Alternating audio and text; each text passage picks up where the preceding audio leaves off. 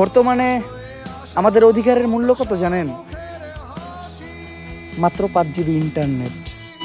হ্যাঁ ওমর ভাই, হ্যাঁ আমরা ওই পাবলিক যারা এই 5 জিবি ইন্টারনেট পেয়ে পিছনের কথা সব ভুলে গেছে। আমরা স্বাধীন বাংলাদেশে থেকে কোটার জন্য আন্দোলন করে রাস্তাঘাট ভাই বোনের রক্ত জড়াতে হয়েছে। আর হ্যাঁ, আজকে তারা কই যারা বন্যা হলে বিকাশ নগদ নাম্বার নিয়ে হাজির হতো। আর হ্যাঁ, আপনারা ঠিকই ধরছেন, আমি বলতেছি তাওহিদ আফ্রিদির কথা। তো যখন দেখলাম তারা এখন আর কোটা আন্দোলনে নাই, তারা থাকবে কখন? যখন বন্যা হবে তখন না, বিকাশ নাম্বার নিয়ে, নগদ নাম্বার নিয়ে।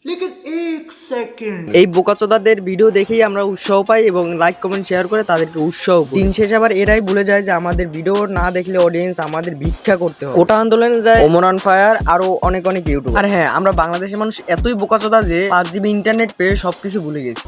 নেটও ঠিক হইল, দেশের পরিস্থিতিও অনেকটা স্বাভাবিক হইল, কোটারও রায় হইল। মাঝখান দিয়ে আমাদের মায়েরা শুধু তাদের সন্তানদের হারাইলো। আর হ্যাঁ, যারা চলে গেছে তাদের কি হবে? আর হ্যাঁ, এই স্বাধীন বাংলাদেশে কেউ মুখ খুলে কথা বলতে পারবে না। আরে ভাই, যদি মুখ খুলে কেউ কথাই না বলতে পারে তাহলে এই দেশটা স্বাধীন কিভাবে হলো? স্বাধীনভাবে চলা স্বাধীন বাংলাদেশে যদি ইচ্ছে স্বাধীনভাবে কথাই না বলতে পারি তাহলে স্বাধীন করার কি দরকার ছিল? আগেই তো ভালো ছিল।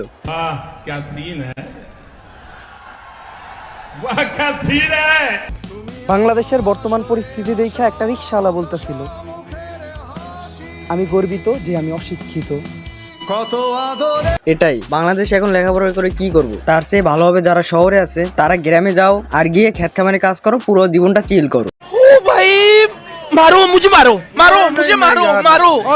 বাংলাদেশে থাইকা অন্তত চাকরির আশা করো। আর হ্যাঁ, যারা চ্যানেলটি সাবস্ক্রাইব করুন অবশ্যই সাবস্ক্রাইবটা করে দিবে। আর ভিডিওটি ভালো লাগলে অবশ্যই লাইক করে দিবে। আর কমেন্ট বক্সে তোমার মতামত জানাও। আর দেখা হচ্ছে অন্য কোনো নেক্সট ভিডিওতে। তো ততক্ষণে আল্লাহ হাফেজ।